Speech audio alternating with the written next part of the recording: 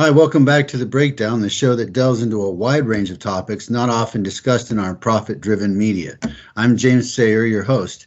Jordan Pierce, the man of 1,000 smiles, is here with us tonight again. How are you, Jordan? I'm doing pretty well, thanks, James. Thanks again for having me on. Looking forward to where we're going tonight. Excellent. Yes, great to have you on as always. So tonight we discuss the health benefits of faith. So religion and faith are currently actually on the decline in the United States. According to NPR, they reported in May that 28% of survey respondents said they seldom attend religious services, and that's up from 22% a decade ago. So 29% reported they never attend, and that's up from 21% who said they never attend 10 years ago. And also, according to the Pew Research Center in 2021, about 3 in 10 U.S. adults were religiously unaffiliated, or what they call nuns. Self-identified Christians made up 63% of the U.S. population in 2021, and that was down from 75% in 2011. However, for many years now, there has been extremely high correlation between having faith and numerous physical and mental health benefits, especially for the actively faithful with regular church service attendance. So just getting into some of the evidence, some of the research on this, according to nearly 250 research studies that examine the relationship between spiritual commitment and stroke, cancer, cardiovascular disease, colitis, hypertension, enteritis, general health status, and mortality, they reported consistently positive correlations between spiritual commitment and these health variables. The relationship between blood pressure and spiritual commitment has been studied extensively. And in one study, men who believed that spiritual commitment was important to them and who regularly attended spiritual services had significantly lower diastolic blood pressures than men who were not spiritually committed. And this study also analyzed smoking behavior among participants and found that smokers who regularly attended spiritual services and who reported strong personal spiritual convictions were 7 times less likely to have abnormal diastolic blood pressures. Now, some have suggested that religious prescriptions against alcohol, drugs, and tobacco are largely responsible for lower disease rates in spiritually committed individuals. However, strong spiritual commitment seem to have a protective health effect even in the presence of unhealthy behaviors like smoking. A review of almost 20 published studies examining the relationship of spiritual commitment to blood pressure concluded that strong spiritual commitment was consistently associated with lower blood pressures. And most studies have shown that religious involvement and spirituality are associated with better health outcomes, including greater longevity, coping skills, and health-related quality of life, even during terminal illness, and less anxiety, depression, and suicide. Several studies have shown that addressing the spiritual needs of the patient may enhance recovery from illness. And that's according to the Mayo Clinic in the article Religious Involvement, Spirituality, and Medicine, Implications for Clinical Practice in 2000. Now, a majority of nearly 350 studies of physical health and 850 studies of mental health that have used religious and spiritual variables have found that religious involvement and spirituality are again associated with better health outcomes. That's also according to the Mayo Clinic. Same article. During the past 3 decades, at least 18 studies have shown that religiously involved people live longer. Studies have shown that religious involvement is associated with health-promoting behaviors such as more exercise, proper nutrition, more seatbelt use, quitting smoking, and greater use of preventive services. Religious involvement predicts greater functioning among disabled people, and religious involvement is associated with fewer hospitalizations and shorter hospital stays. Empirical studies of many groups dealing with major life stressors such as natural disaster, illness, loss of loved ones, divorce, and serious mental illness show that religion and spirituality are generally helpful to people in coping, especially people with the fewest resources facing the most uncontrollable of problems. However, there are many forms of religious coping, and some are more helpful than others. People can draw on many religious and spiritual resources that have been tied to better adjustments in times of crisis. These positive religious coping methods include spiritual support from God or a higher power, rituals to facilitate life transitions, spiritual forgiveness, support from a religious institution or clergy, and a reframing a stressful situation into a larger, more benevolent system of meaning. That's according to Dr. Kenneth Pargament in the article, What Role Do Religion and Spirituality Play in Mental Health? From the American Psychological Association. So just to stop there for a minute, Jordan, I laid out quite a bunch of stuff, quite a bit of information there. What are your initial thoughts so far? I mean, like it's hard to say. I mean, like obviously there's there's a lot of data there. I mean, like you just rattled off a lot of numbers. That's a lot of statistics that all kind of say the same thing. Is that people that lead a spiritual lifestyle, like to say it for the 100th time, tend to be healthier for whatever reason. Is it because of the cleaner living that lifestyle encourages? Is it is it divine intervention? Who knows? Right. That's a good point. Well, actually, no. I mean, like I know it's not divine intervention, but it is interesting. It's one of those things that I can see. I don't think anybody's ever here to say necessarily a reasonable person isn't going to say religion is bad, but I mean it's another it's definitely another good thing to chalk up in the that category as far as encouraging a more healthy, positive lifestyle. I mean, certainly some people would say religion is bad. Well, yeah, sure, but I mean, an opiate of the masses that it can be used to, it.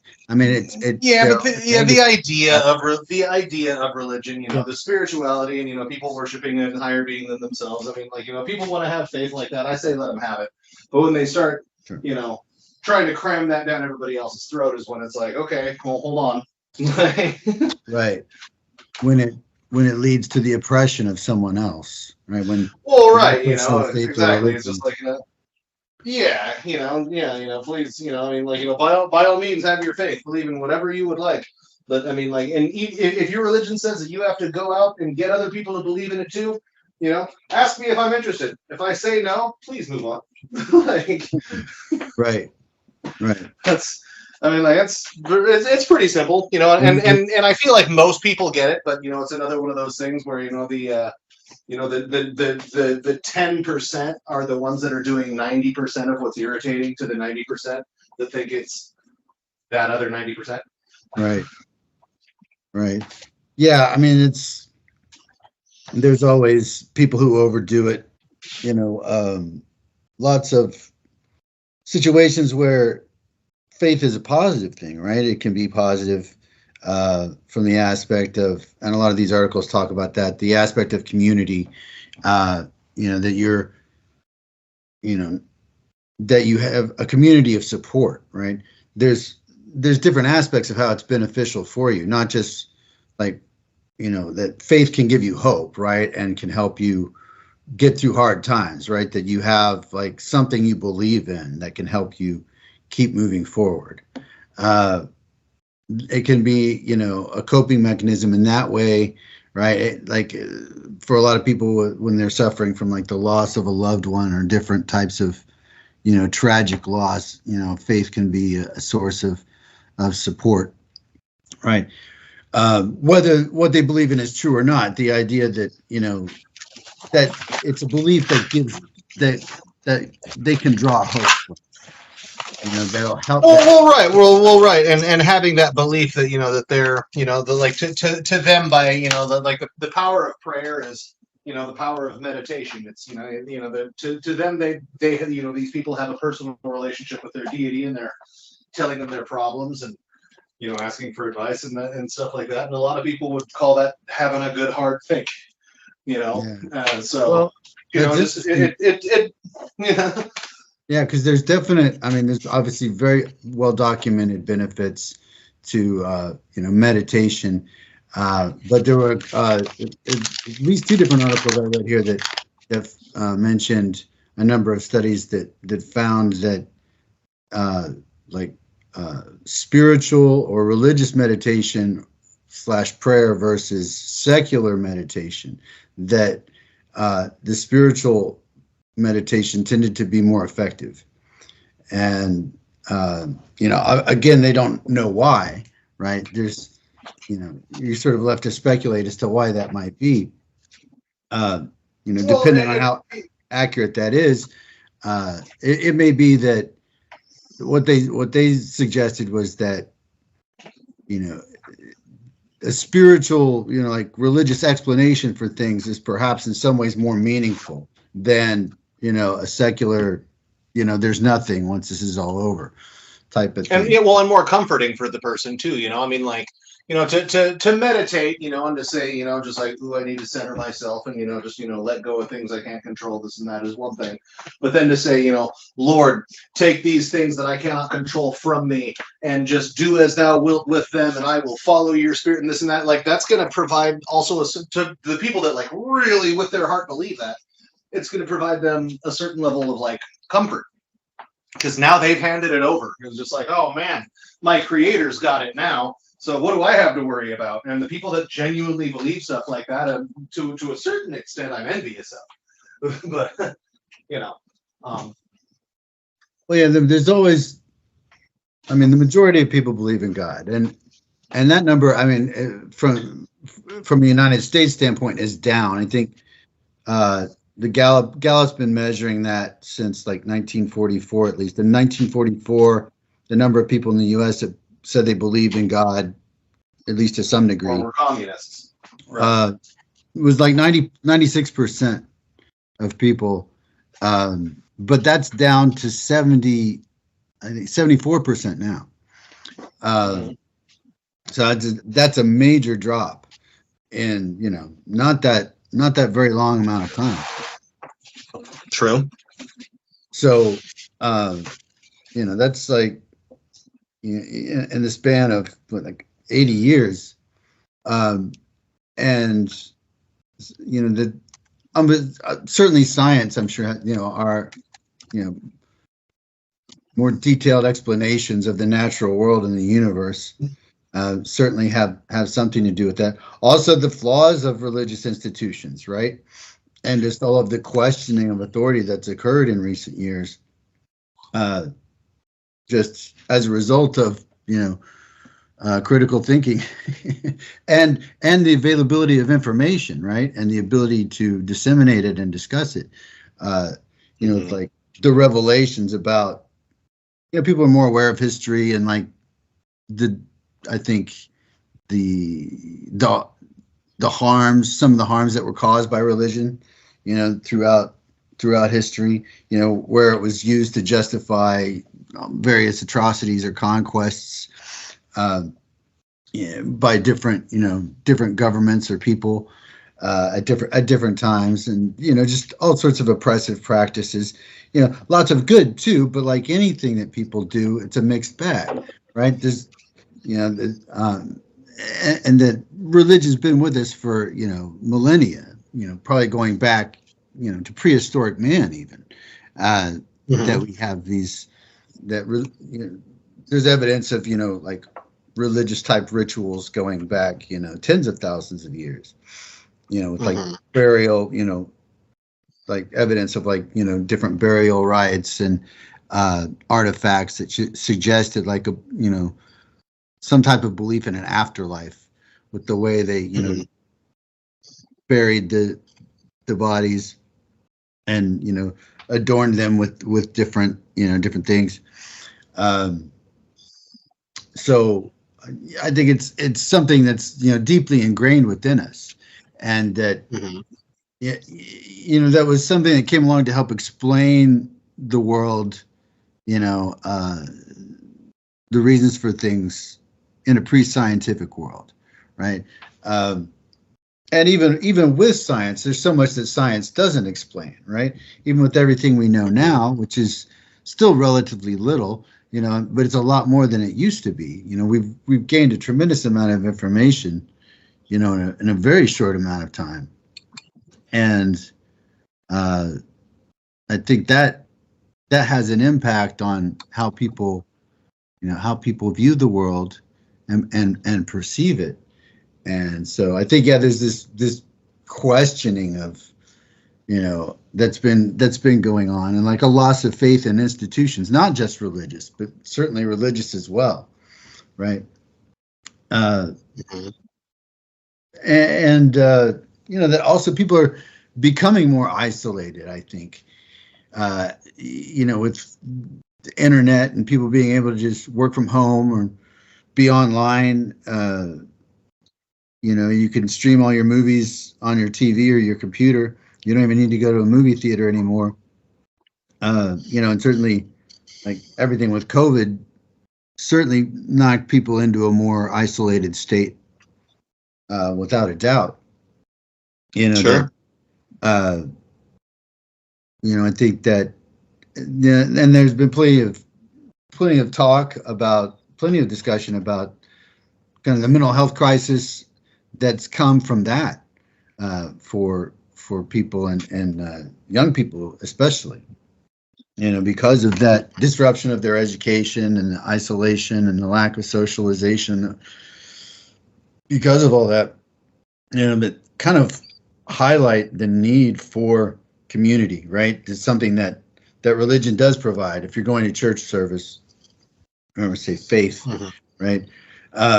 We're kind of using faith and religion interchangeably. I think generally, people conceive religion, it's more of an organized, right? Like faith, you can have faith in all sorts of things, but religion, that's a more. Well, yeah, but having religious faith, religiosity or religiousness.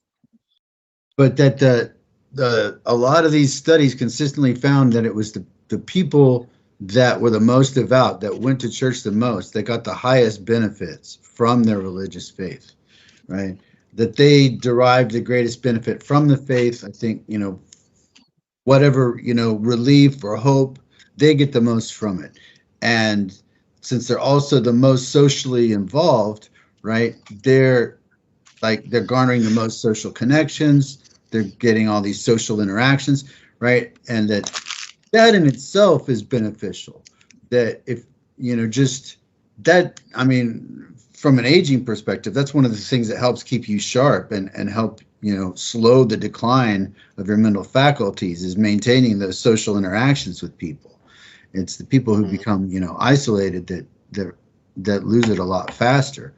The more you interact with people, that it's not, I think that's a more hopeful experience, as long as it's not negative, overly so. That you're that even if there are challenges, difficulties with people, as there always are in any organization or church or any group anywhere, that they're still unified by a common purpose, right, towards a positive, higher goal in their minds. That belief in God, to serve God, to do what's right, and to make the sacrifices to do that together as a community. I mean, there's a lot of nobility in that. And that's something, you can see, why people would want to believe in that and be a part of that. And I think that it is a very good thing. A lot of, religions involved in a lot of charity, charitable, causes in many ways, and have been for, centuries, even millennia. But, they've also played the other side of it too, and taken more than their share at different times as well. And we still see that now with, certainly with, like televangelists and extremely wealthy, like, mega ministers, celebrity, ministers making, tens of millions of dollars or more, and flying around in jets and stuff like that. And just, making huge amounts of money, for themselves, right? And, not really living, as they, as they preach. So there's always been that, and certainly, I mean, I grew up in a pretty conservative Christian church, and I would say that, like, half of the ministers were good, and the other half were like charlatans, like some type of a con man, or nothing like what they claim to be. It's certainly, and that profession, of being a preacher is one of those that does kind of lend itself to potential snake oil salesmen, or sociopaths who are good at conning a church of people into following them, and there have been a long list of religious leaders that are nothing short of that, not sociopathic lunatics, Jim Jones, in Jonestown. This is, so I mean, obviously, this is well established. People can be misled, right? Good faith can be corrupted, right? That's the danger of believing in. That's the thing with faith, is you're believing in something that can't be verified, right? That's the potential downside, is that your faith can be manipulated. So you do have to be on guard, right? To not be misled or misused or abused by unethical clergy, or just that's the thing. It's like, even if you have a faith, I think it's still important to question aspects of it, right? That your faith should be evolving. That's, I guess, my view, is that everything evolves, everything changes, nothing can stay the same. And even if you do maintain, you have a faith, you've had it your whole life, which I pretty much have had spiritual faith my whole life, that it's going to change, right? But that, how it changes, that's really up to you. You decide. But it is, like you, it will change, and it should change. But it should, change in, like, it should reflect, your wisdom, right? The development of your wisdom as you mature in life. It's unreasonable to expect that we would think our viewpoints on anything, especially when you're talking about, unverifiable ideas about an afterlife, which, there's no evidence exists, right? But most people believe in, right? That, and believe in it the people that believe it would also say that there's the people that believe in it would also disagree with you that there's no evidence. They will say that there's a lot of very clear and strong evidence. Why else would they believe in it? Right. Well, I mean, I guess that depends on, a lot of those folks probably aren't, using the term evidence correctly, right? And there's a lot of things that might seem like evidence to you, but because they feel like evidence because it happened to you, or say me, or whatever. Something, because there's a lot of things that have happened to me that make me believe in another another realm. But I can't. It could have been a hallucination. It could have been my imagination, and I certainly can't verify it or reproduce it, for analysis. So that's just, so it's not evidence, right? But it's something real that did happen to me, and I can't discount that, nor should I, right? So it has to remain faith because it's not evidence, and while I have a spiritual explanation for it that I believe in, there are alternative explanations that are also available that, from a scientific standpoint, are more likely. But that they could be, that it's a possibility. I don't think that was the case, but when you're dealing with something that's intangible, it's like, if you don't have the proof, you don't have the proof. If it's not there, if you can't, right? If you can't test it, right? Well, and that's where faith comes back. There's I mean, no like way that you is can literally what establish proof if you can't test something to see if it's true or not. well, not, and but that's where faith comes in again too. You know, Right. is that there doesn't have to be proof because they have the faith. Well, You know, all right. well, So like I don't. go ahead. I'm sorry. Well, it's like you know, I don't have demonstrable proof that the sun is going to rise in the morning, but I've got faith that just like it has every day, you know, for the last many billions of years, it has. So tomorrow shouldn't be any different, right? You know, that's one form Okay. of faith. But I mean, like, but that's based on evidence. But I mean, Yeah. like having faith is transcendent of evidence or necessarily like logic or reason. I'm not saying that it's illogical or unreasonable, but having that faith, believing in something that isn't going to just present itself to be examined and proven and poked and prodded at. I mean, that's Yeah. part I mean, of what faith is. yeah. I mean, it's just yeah. And then just if you're talking about the spirit world, it's going to remain separate. That there's no, if it does exist, we're not going to be able to know about it. So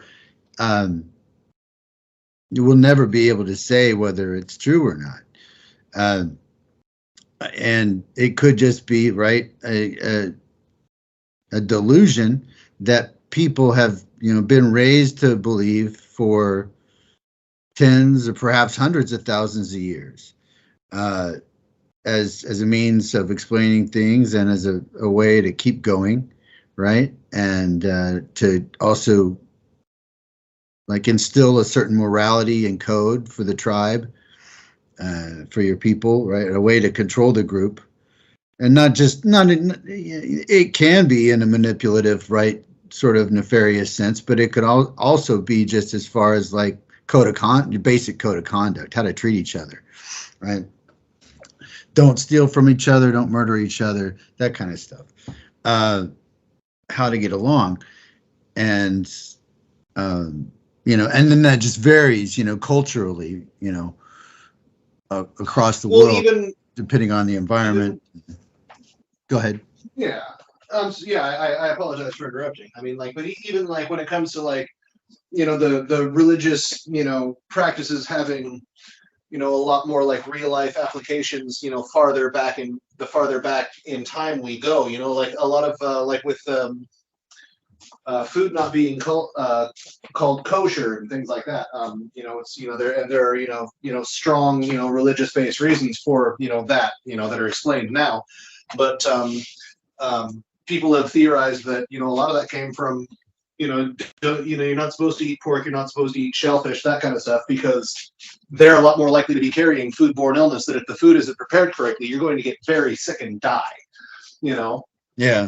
And so it's like this shrimp, yummy, this shrimp, yummy, that shrimp, that had whatever red tide algae in it or whatever, and you die, or that one person that's allergic to shellfish or what have you, just like the first guy in that tribe to try a shrimp, puffed up and damn near exploded and he choked to death and died. And they're like, okay, well, we're not going to eat that one, So, some things are morality based. Other things are just, this is good for you. This is bad. Right. And rather than having to explain, you could get sick and die, it's part of the religion. It's just like, God said, also, avoid eating these foods. I said that they're not good.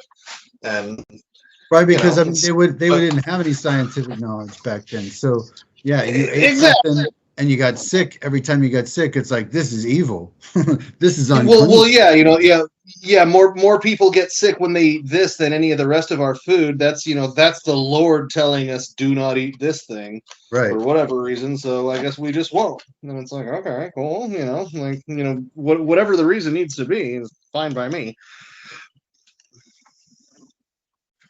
So there's a book called Man's Search for Meaning by psychiatrist Viktor Frankl. This was written in 1946. Dr. Frankl was a Holocaust survivor. He had been in a concentration camp, and he observed that among the inmates in the concentration camp, those who survived were able to connect with a positive purpose in life and immerse themselves in imagining that purpose, such as conversing with like an imagined loved one. According to Frankl, the way a prisoner imagined the future affected their longevity.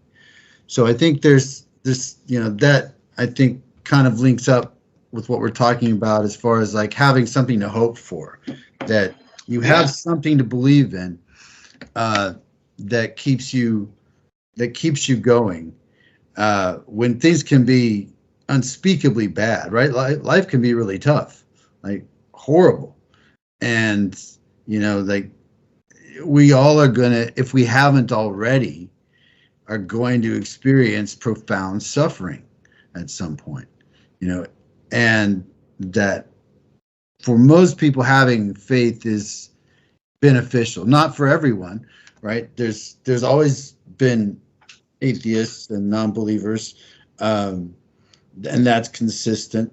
And there was one reference here in one of the articles to the fact that that quote, "There's no atheists in foxholes." That this psychiatrist or psychologist basically said that that's not true. He said, "We know for a fact from a number of studies that there are those people who are atheists before and after a war, before and after terrible events, and it didn't change their point of view." But it's just it's always been a minority of people. So not everybody feels that way. Not everybody feels it. It doesn't speak to them. They don't derive hope. They derive hope from other things. But the evidence does suggest that the people without faith, like, pay, a little bit of a price for it, right? That their long-term health outcomes aren't quite as good as those, who have faith, especially those who are, more involved and go to church frequently.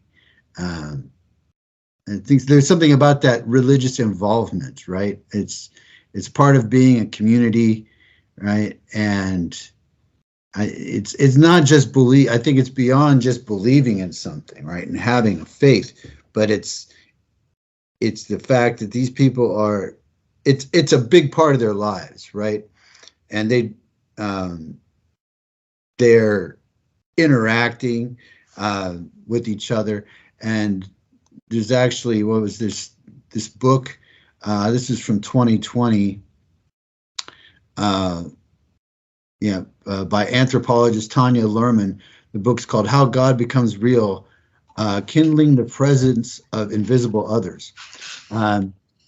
So rather than presume that people worship because they believe or build cathedrals because the belief is already present, Luhrmann basically flips the equation. She argues instead that people believe because they worship, meaning that what she describes as the process of real making, and engaging in like rituals, the importance of ritual, and engaging in certain practices that bring a person closer to God or closer to their sense of God,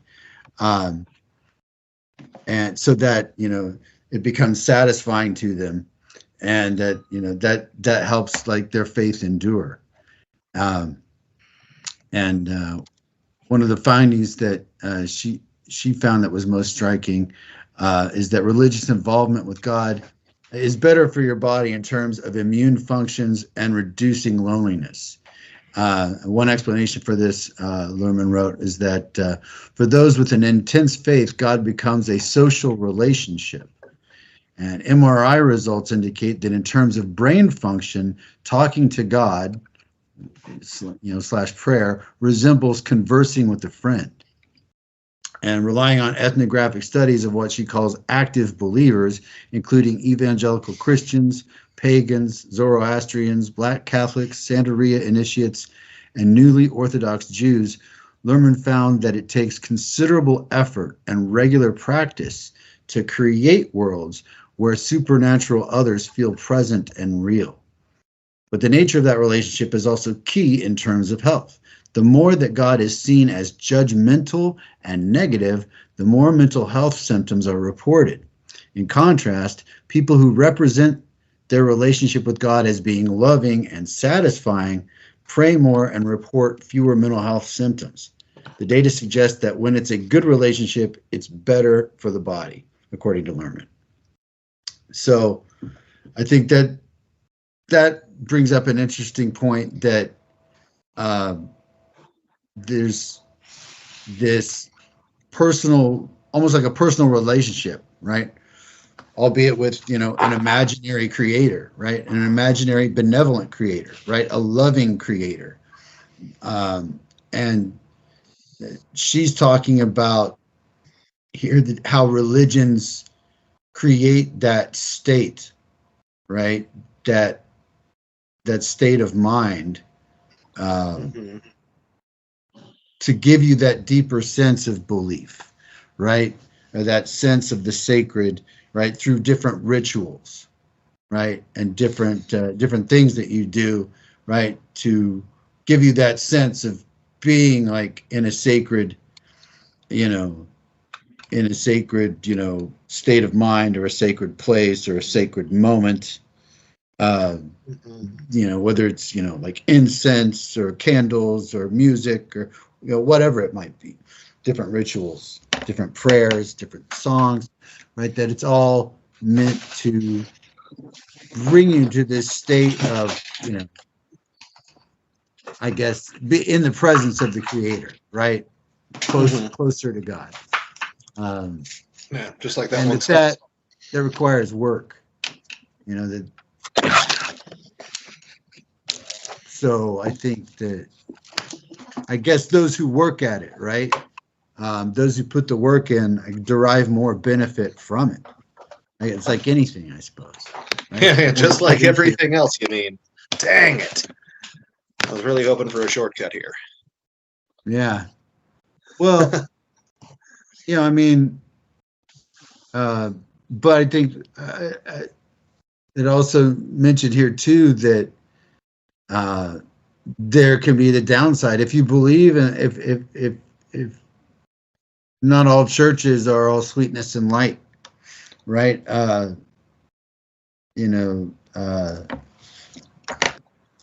would like to think most religions are, by and large, believe in the benevolent creator, right? But not everybody does, right? There are, certain denominations and certain groups that have a more negative take and a more, vengeful, judgmental take on the world. And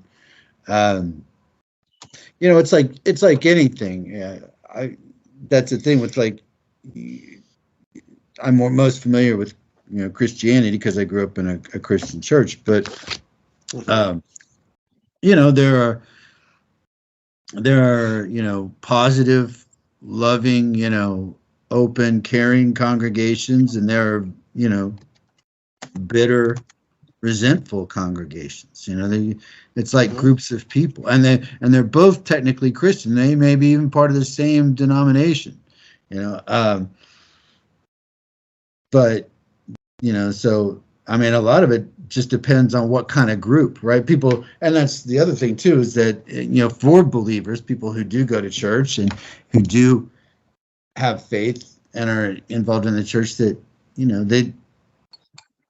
I think most of them want to belong to one church, but a lot of them church hop, at least from time to time, especially when they're younger, looking around to try and figure out where they want to go. I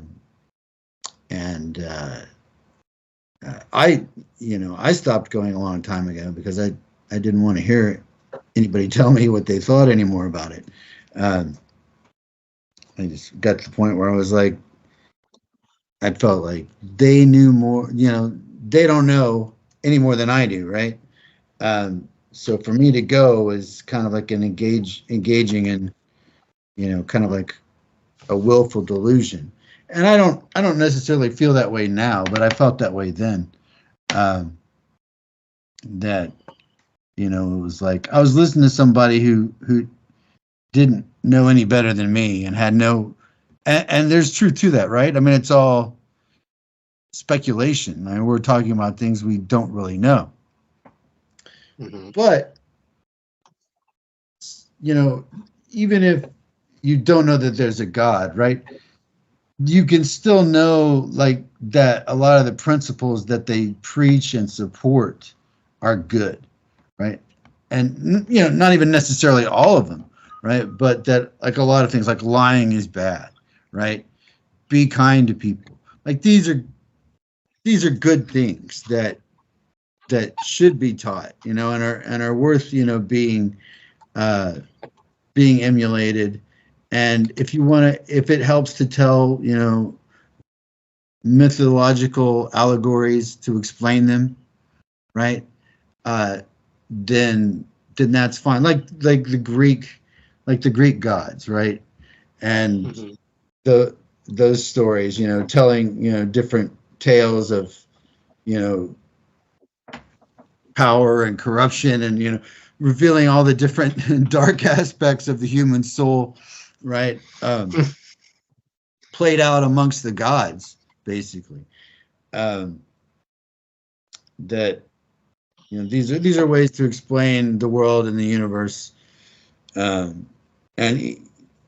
but even with, like, science, you know, we still have, you know, there's still so much we don't know that, you know, people, I guess most people, you know, long for that sense of some type of deeper meaning, right? That there's something else beyond, you know, that this is, you know, that this life isn't all there is to it, that there's more to, you know, there's some deeper purpose to the struggle, right? Mm-hmm.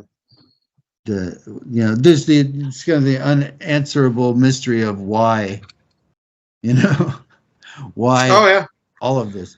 I'm doing my best not to quote Douglas Adams at you right now. So let's just. I mean, you can. Just 42. So, yeah. I don't know if you caught that. That's how it is. But that, you know, that there's health benefits. I mean, it could just be like the placebo effect, right? Yeah. That You think it's going to be better, so it's better, and like, yeah, right, and then those numbers vary, right? Depending on studies, and anywhere between 35% and 75% of people who take a pill, you know, a placebo, will respond positively to it. And, you know, again, it doesn't work on everybody, right? right. Same as, like, there's people who don't have faith. There's people who can't be hypnotized. There's people, you know, who the placebo does not work on, right? There's always that minority of people, which is a big minority. You know, when you're talking about at least, you know, 25% or more of people that don't respond to a placebo, and, you know, at least 10% atheists, probably more. You know, it depends, right? What did I say that the last one was 74%? So 26, I guess, 26% don't believe in a God, I guess, according to Gallup, according to their last poll, anyway, in the United States. And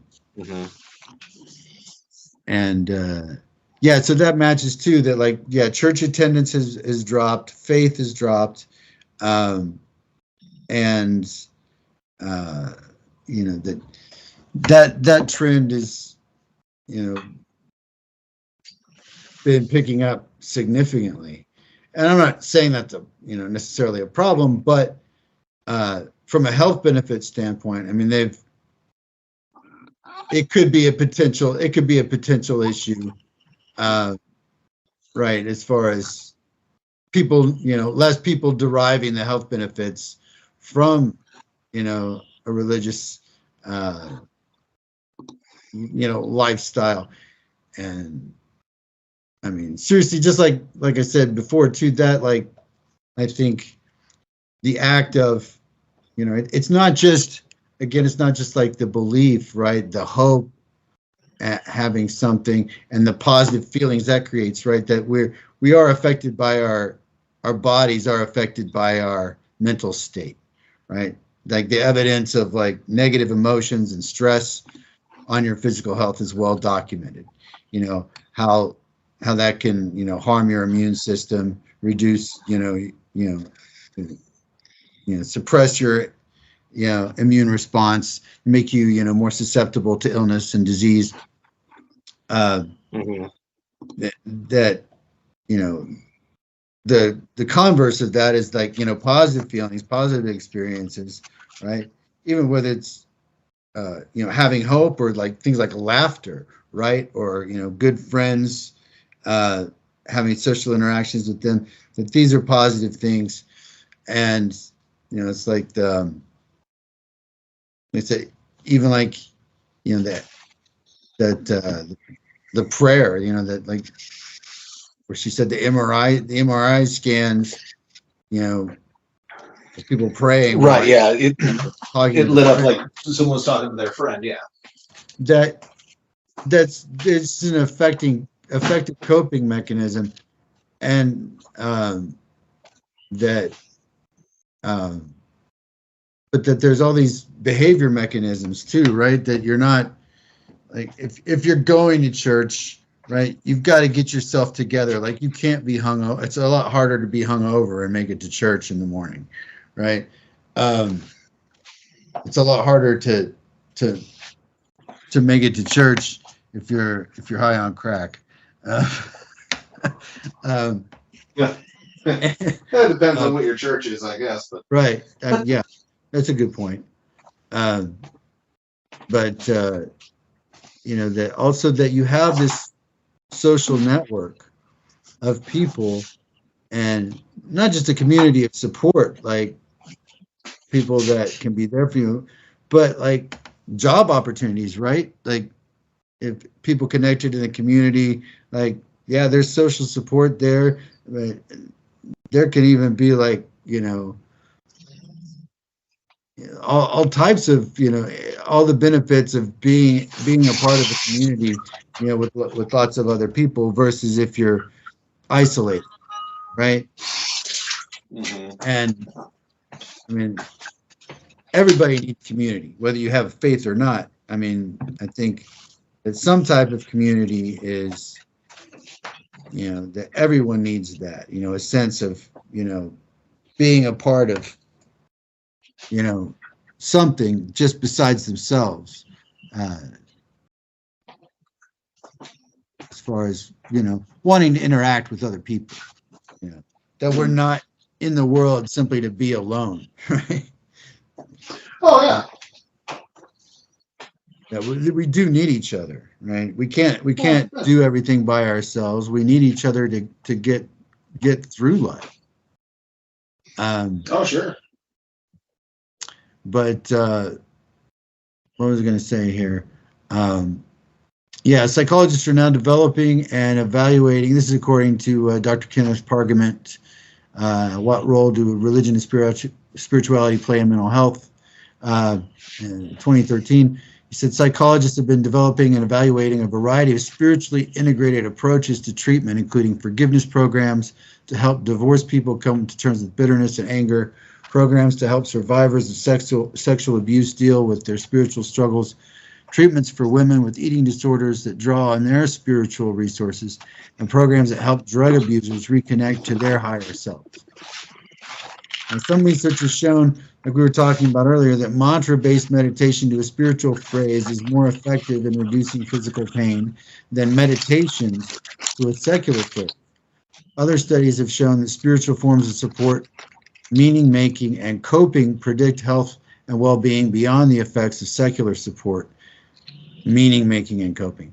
So it appears that religion and spirituality cannot be fully reduced to or explained by other psychological and social processes, right? Belonging to a religious congregation is not equivalent to belonging to the Kiwanis or Rotary Club.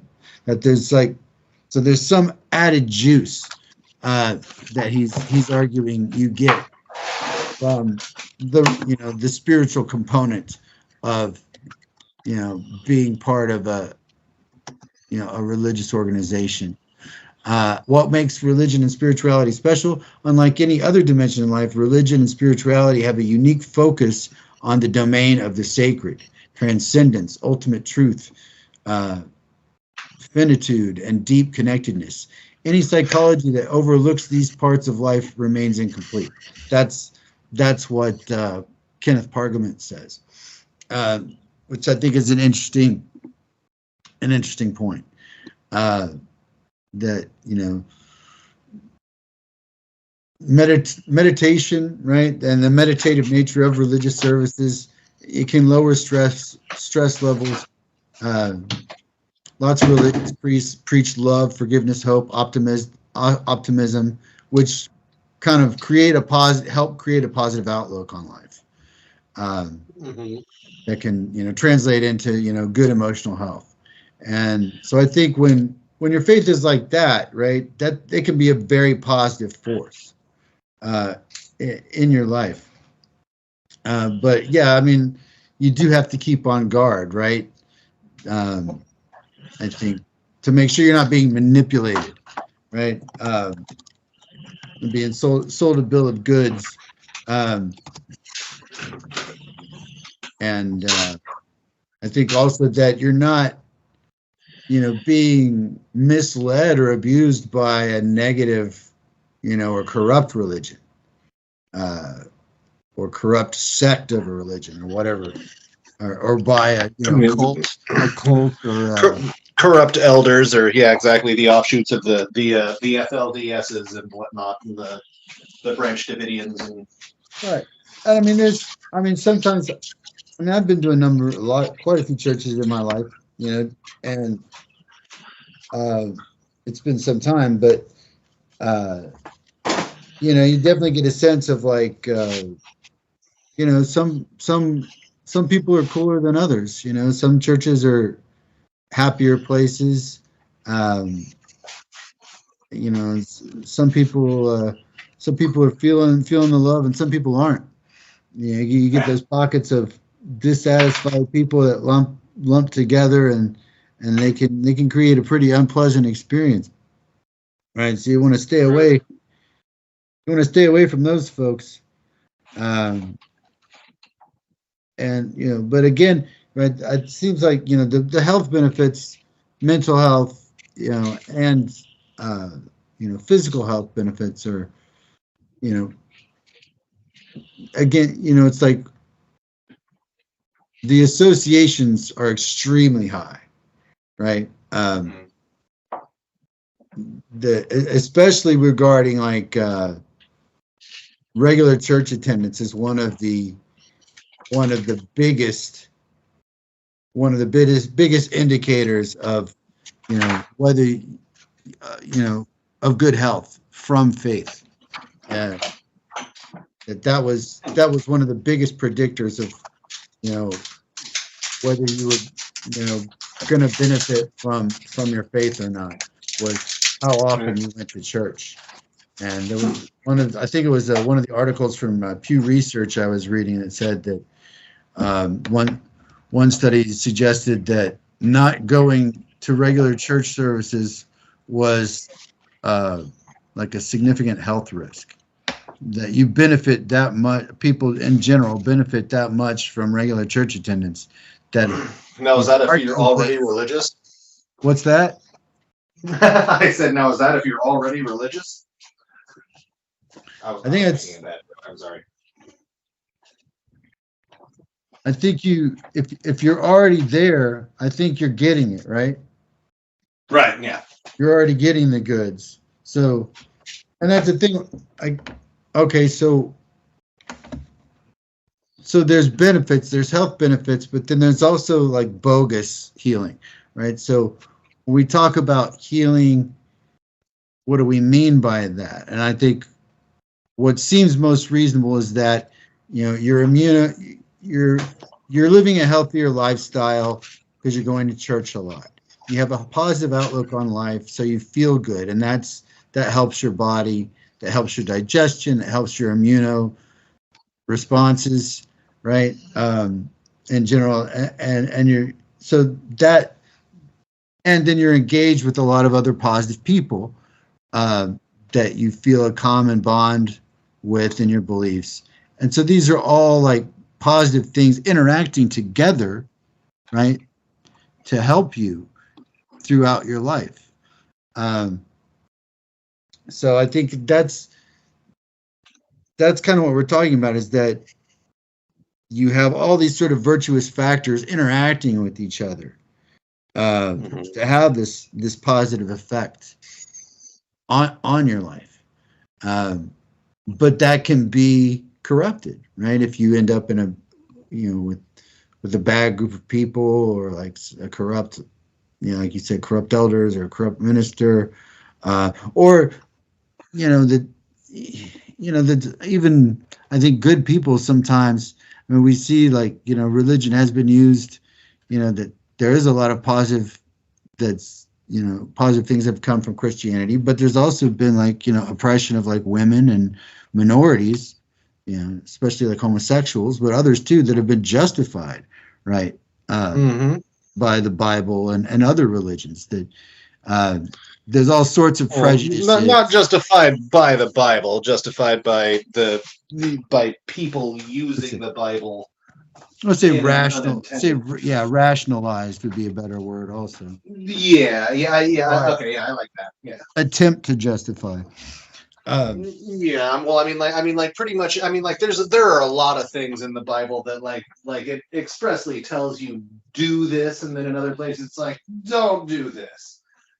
So, right. You know. Yeah. Like killing people. Just like everything else, I have a feeling it's situational. Yeah. You know. Like. Yeah. Attempt to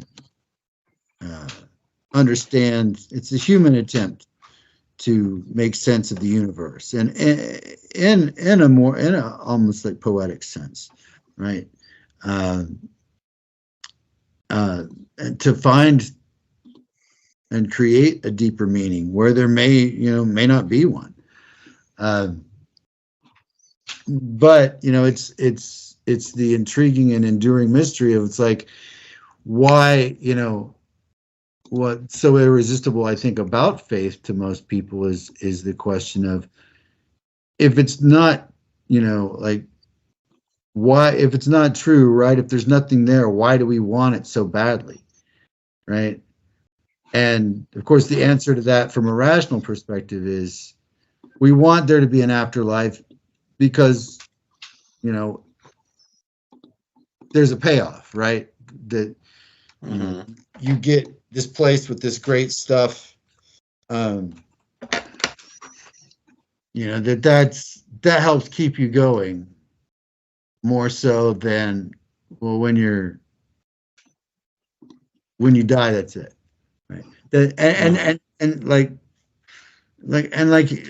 you were saying, you know, not everybody believes. Like you were saying, you don't believe in anything after, right? I mean, you don't believe in a God or have any type of faith. And I mean, that's, you know, there's a chunk of people that are atheists or agnostics, and that's just, you know, that it makes no sense. And from a scientific perspective, I mean, that's, you know, that's the most accurate. Is there's no, you know, based on, you know, available evidence, there's no, you know, indication that there's anything at all after this life. Nothing that we can verify, regardless of what we feel, right? Like the whole out of body, you know, past what is it? Tunnel of light experience of people, near death experiences. You know, that only happens to a relatively small percentage of people. You know, that like die and come back. Like most people who die and come back, they don't remember anything or experience that at all, right? And there are a number of other explanations for why that could be. So, there's always like things like that. There's always some other more rational explanation than the supernatural. But I mean, it also seems to hold to me that if something is supernatural, we may have a sense of it, and we may want it and believe in it, but there's not going to be a trace of it. We're not going to be able to, know for sure. That's what makes it faith, right? And I think it is a positive thing to help keep people going and to be a healthy influence, as long as they're not, misled or manipulated, right? Which we do know does happen. So it's like we have to, at the same time, if you, nothing wrong with having your faith, but you have to also engage your reason and human compassion, right? To not allow your faith or your religion to lead you to a place where you can cause harm to others, or to even allow yourself to be taken advantage of, right? So absolutely. Any other thoughts? Yeah, I mean, what do you think? No, man. I mean, like, You down with all that? yeah, I'm more or less. I mean, we've talked about, the religion thing a little bit before. I'm in agreement with you. I mean, like, I don't have anything personally against religion. It's not for me. And Right. if it's for you, then cool. Have at. Enjoy yourself. I intend on doing the same. I'm not going to try and make you not believe. Don't try to make me believe. That sort of thing. Just like it's not like mind your own business sort of a deal. But it's just like everybody should be allowed their thing, right? Yeah. But yeah, I think but yeah, I people do shouldn't like be. Go ahead. No. But one thing that I do get concerned about is when I see people that are taken advantage of, and that happens more often than is okay, I believe. Yeah. I mean, faith can definitely be abused a number of different ways, and yeah, I mean, definitely,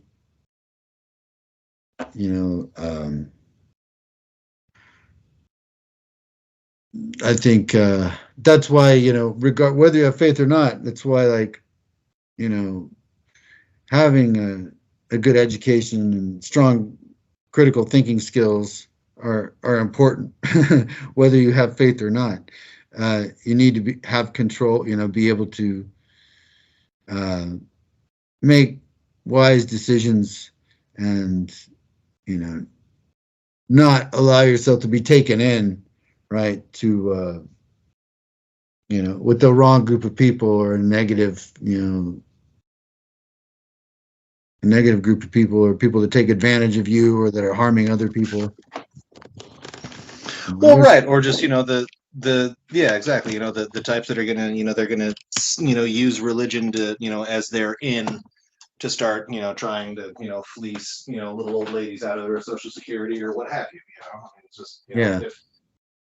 if there's something out there that's nice and intended to help people, there's somebody else out there that's going to put that label on themselves to try and get to take some advantage of somebody for it. So Yeah. it's another one of those human nature things, and there's and I mean, like, and it's been done by religious people, or people claiming to be religious people, as much as it has been by people that haven't. Yeah.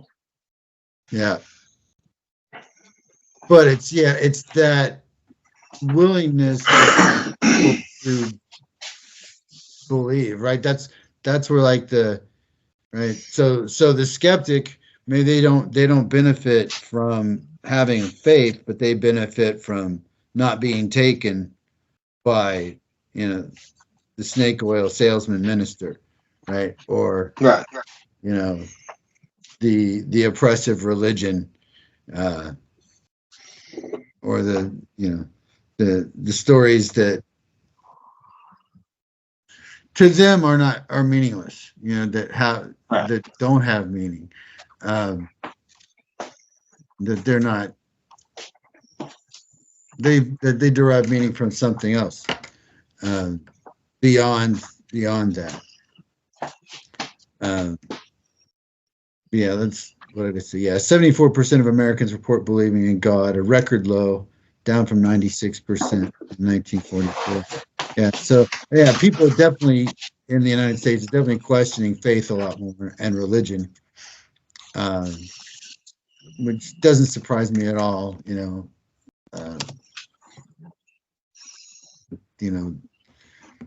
The greater information availability and improved access to information. Well, yeah, and just there's other things out there now that are taking the place of churches as well. That where people are getting that sense of community, or they're getting their moral guidelines. When church was the thing. That predates education. People didn't send their kids off to school. Before the town was gathering. To worship the whatever that village's patron god was, or what have you. I sincerely doubt it anyway. I'd be willing to bet that worship happened before education as far as human history goes. But a lot of for a long time the only educated people were the clergy. And they were the ones. That's why the Gutenberg Bible was such a big deal. Because finally, that was the Bible being printed in a language other than Latin, so that the common people could read it. Right. Yep. It's religion is it's a central part of the human experience. And it always has been, but there are things these days that are kind of taking their place. Yeah. I think there are, but not necessarily completely, right? Like you can get community from, hang out with a group or belonging to a club or whatever. But I think there is something, at least from like the studies showing like a difference between prayer versus secular meditation, that for whatever reason prayer is more effective.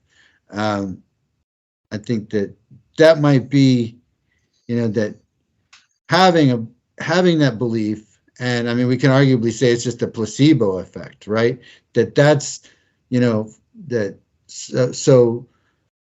right, skeptics derive the benefits of being skeptical, right? It's harder to take in a skeptic, but a skeptic also pays the price of not receiving the placebo effect, right? That's right. The trade-off, right? Like the skeptic's not going to be a sucker. The skeptic's not going to be taken in, and can find community other ways, right?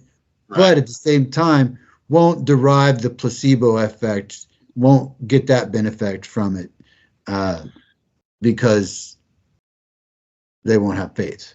So that's right. Yeah, it's the people that are skeptics, are often, they're the people that, for lack of a better term, don't let themselves have fun.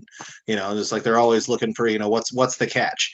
It's like, okay, this looks great, so when's the other shoe gonna drop? I mean, like that's, it's, some people call it being pessimistic, or but you don't have to be a pessimist for to think that way. That you're not assuming that it's going to go wrong, but just being skeptical, I think, is healthy.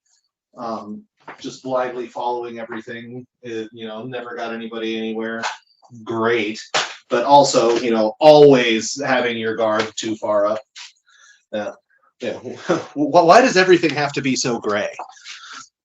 Right. That is frustrating, isn't it? Yeah, I'm sure. I think probably one of the very appealing things about religion is that it makes a lot of things like black and white, or or at least gives it can, or at least give you more guidance or clarity than you might otherwise. Whether it's whether that framework is totally accurate or not. Um, that it's helpful for people to have guidelines to follow. And yeah, religion's played that role for a long time, but like you were saying, uh, you don't need religion to know what's right and wrong. I think that most of what's right and wrong can be what's right and wrong can be verified, I think, pretty much by the principles of compassion and reason. That you know it,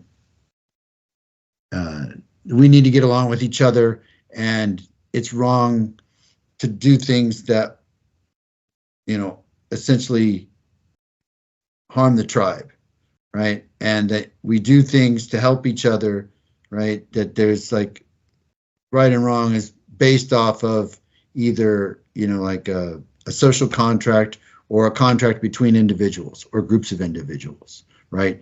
That we are in a community, a society, a group together to survive together. And so there is a code of conduct to engage in, right? That will make that possible. And if you break certain rules, that'll mess it up, right? If you betray somebody, if you lie to them, if you stab them in the back, if you steal from them, right? That messes up the group, that harms the group. And so that's why these things are wrong, right? It's not because a minister or a priest told you it was wrong. It's not because God said it was wrong, right? God says it's wrong because it's wrong. It's wrong because it harms other people and it harms the tribe, right? It brings harm to others unnecessarily. That's why it's wrong. Is that there is sort of this utilitarian function of morality, right? That things are right because they help others and they help you. Things are wrong because they do the opposite of that. And you might think you're helping yourself when you do something wrong, but you're actually harming yourself in the long run. It's just in the short run, it's like, oh, no, I'm helping myself, by stealing this and screwing this person over and getting one over on them. But in the long run, you're screwing yourself, right? You're making yourself a low life, and you're messing up your life by being less of a person than you could be by making negative choices. So anyway, hope this show has been enjoyable and meaningful for you. I'm sure there's a bunch of stuff we forgot to mention. This is such a huge topic, right? And it's when you're talking about faith, it's such a deeply personal thing for everyone. And so anyway, whatever your faith is, I wish you all happy holidays and a Merry Christmas. Jordan, happy holidays and a Merry Christmas to you and your family. Thank you. And it's been great. This is the final episode of season 3. We'll be shutting down for this year. This is the final episode till next year. We will be returning for season 4 after a bit of a hiatus to take care of some other matters. But yeah, I really enjoyed having you on the show, Jordan, and look forward to you coming back for season 4 as well. We've got a lot of topics. Yeah, lots of good topics that'll be coming up. So yeah, lots to look forward to in 2024. So indeed. So thanks again, Jordan, and thank you everyone for tuning in, and we'll talk to you next year. Take care.